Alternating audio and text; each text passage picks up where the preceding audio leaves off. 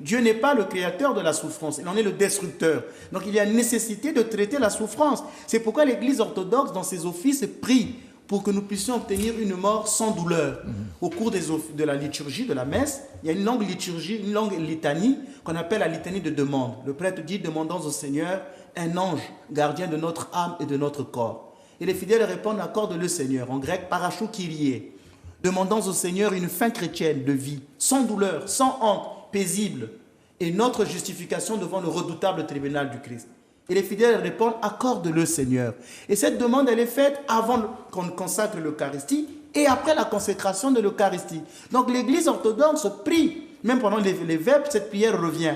Prie pour que nous puissions mourir sans douleur, apaisés. Donc la douleur parfois peut être une épreuve lourde à porter. Donc il vaut mieux donc atténuer la souffrance. Mais lorsque la souffrance est inévitable, en ce moment-là, il faut l'accepter, si elle est inévitable. Mais quand on peut la soulager, alors il faut la soulager. C'est pourquoi refuser, par exemple, un traitement médical, c'est un péché. Il y a des gens qui ont parfois refusé de faire de la chimiothérapie en disant: Dieu va me guérir. C'est un péché de présomption.